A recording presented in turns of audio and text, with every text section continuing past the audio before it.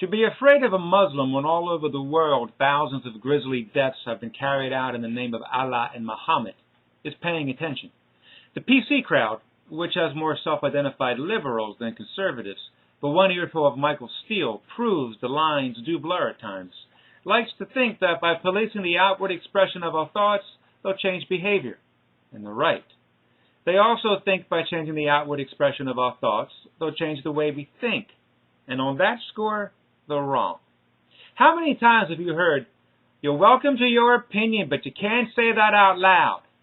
NPR CEO Vivian Schiller proved the dogged persistence of that not-so-old adage by suggesting the Willams was mentally unstable or baiting the publishing houses when she delivered her scathing verdict on Willams in front of the cameras, especially when she added that smirk. "I ain't saying he's no gold digger." Come on, Schiller, say it. Your unconcealed contempt for Willams can be sliced with a knife. And speaking of which, I feel like being a little mean here myself. Schiller is one ugly mama jama. She makes a leper colony look like a GQ spray. And my apologies to the lepers for that one. To top it off, she emails a letter of apology to all staff for the offensive comments she made.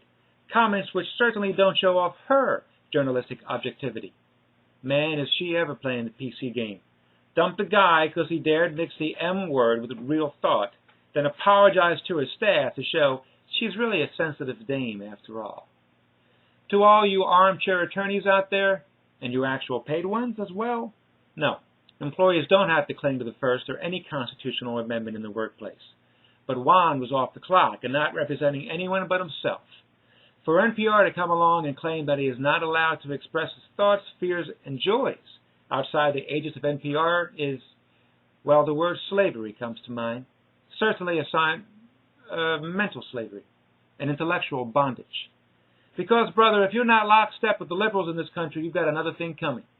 You remember the liberal movement, don't you, sister? The one that motivated millions of Americans and astoundingly plain folk from all over the globe to praise and extol Barack Obama as someone just short of the heralded Messiah? The same ones who have turned their backs on him now? Shoot, the Cub fans are more loyal than they are. The simple truth of the matter is that despite the many loving, empathetic Muslims in the world, and I personally have known and continue to know many, there are also many who are filled with profound, systemic hatred of all that is good and decent and who kill spectacularly in the name of their God and prophet. The whole world can see that, and they react to it.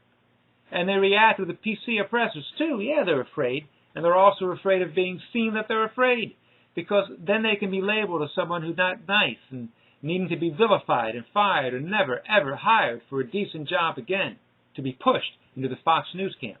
Now, what kind of a happy ending is that? Clowns to the left of me, jokers to the right, here I am, stuck in the middle. But the PC crowd can play the look at me, I'm oh so noble. Horse hockey. It's wearing. Do they really think there's a conversation somewhere in a crowded department in this country that starts, "Thank Allah, the Americans are being so nice to us now. All my hatred is just dripping away." Continues with, "Yes, I know. How can you stay mad with people who are treating you so gosh darn nice? Even Muhammad, may his name ever be praised, would have to turn his other cheeky cheek." It ends with, "I'm beating all my ICDs into plowshares, my brother. Assalamu alaikum." Listen, choking down your fear and throwing out your loving arms to everybody as you board that plane and later suffer through the indignity of a suicide bomber may make you a hero in your own eyes. But your loved ones and everyone else on that plane and even God, that's right, the almighty dude, him or herself, whatever you decide to name the deity, are going to be mighty pissed with you that you were so willfully obtuse. You did nothing. Worse, you attacked those who were doing something. So anyway, yeah, you can't say it out loud. But get on the internet and in the bars and listen. Guess what? There are real people there with real problems and real fears, and they're communicating. One huge problem raging on now, particularly for we Americans, is not being able to express ourselves. How in the name of all that is holied up in America can we go about the business of life, liberty, and the pursuit of happiness if we can't express ourselves? That's not liberty, it's a repressed life. And there certainly is no happiness to be pursued if we're dancing to the other guy's six-shooter.